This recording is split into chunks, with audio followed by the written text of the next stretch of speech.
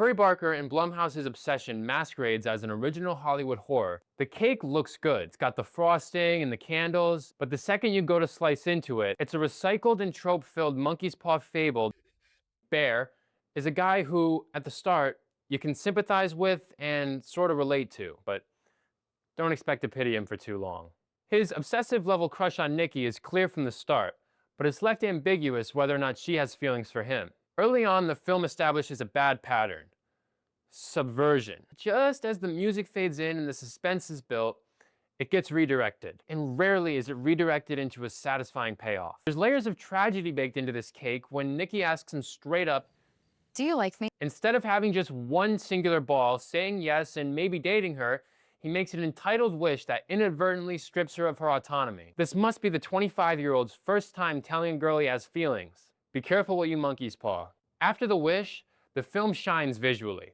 Nikki's possession scenes are masterfully shot, using shadows and silhouettes to obscure her face while those exorcist eyes glow. These shots never fail to give me goosebumps. She uses this soothing yet unsettling tone and leans heavily into manipulation, like making up a fake cancer diagnosis, to confess her newfound love to Bear, who still hasn't admitted to his own feelings. She convinces him to ignore all the red flags and take her to his house, and by this point most of the audience is probably converted from, oh, he's lonely, to, okay dude, the girl of your dreams is in your bed shirtless, saying she loves you, like, what are we doing here? They start kissing, the music swells, and then off camera someone shoots a get out flash into her eyes, while Bear wears a frightened face, which, by the way, are both ridiculously repetitive blunders in this film. Unless you were in the bathroom for this scene, there should be zero sympathy left for Bear. I'd argue the most hair-standing scene arrives at the second sleepover, when Nikki pulls a Katie from Paranormal Activity and watches over Bear as he sleeps. He wails out in the middle of the night and moves demonically, while Bear screams and wears, can you guess it? A frightened face. It's genuinely a chilling scene, and it deserves all the praise it's gotten. The morning after is a hilarious dark humor scene where Bear confronts Nikki and she is straight up unbothered. Good, because if I'm being honest, it was kind of terrifying. My God, that delivery had me cracking up. Am I twisted, or was that funny to you guys? We blow through a few more tropes and ignored red flags, like Bear biting into the sandwich that Nikki made him and not instantly retching at the taste of days-old rotten dead cat meat. To me, it's inherently creepy for a company to pick up the phone after hours, but the sheer carelessness in the One Wish Willow employee's voice is darkly funny. You root against Bear even further when he learns the only way out is to die, and he hears the real Nikki on the phone screaming in absolute terror. Who is that? Nikki. And what does he do to help the girl he's supposedly in love with? He hangs up the phone. Two-faced Ian doesn't want Nikki or Bear at his party because of his ego-driven jealousy. At the party, Nikki is acting strange and overly possessive over a frozen-faced Bear. Curry actually subverted my expectations in this scene. When Nikki walks behind and stands over Sarah, the framing was so ready for a neck snap. But the real snap happens as Nikki once again regains control and starts screaming, "Get out!" Oh no, Nikki says,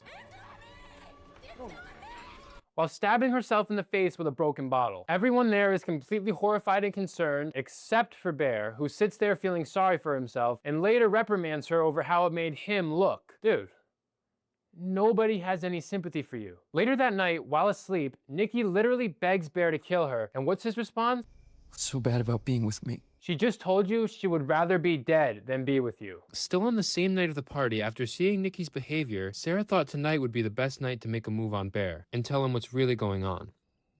Bear, Ian and Nikki have been hooking up on and off for like 2 years. The framing made it pretty obvious that Sarah was about to be killed in a phenomenal practical effects moment. And given that I've already been conditioned to expect something bad to happen when the music fades in and the mood lightens, it was a very predictable kill. And for whatever reason, Bear still trusts Ian to help them, but the climax pushes all the dominoes over. Ian is revealed to be even more selfish than Bear, and there's a really great set design detail in this scene, with a one-way sign with the A being blocked so it just reads 1W for one wish. It's also pointed down toward the ground, meaning Bear has one way to go.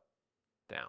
Meanwhile, the possession fully takes over Nikki with top-tier sound design, I must say. Bear then heroically overdoses on pills, ending the wish and freeing Nikki to be arrested for multiple murders.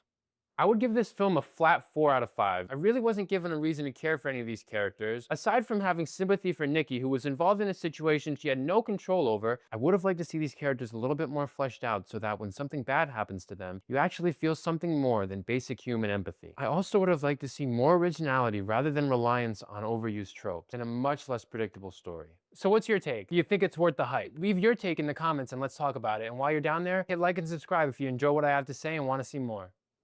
Nice seeing you. His obsessive level, his obsessive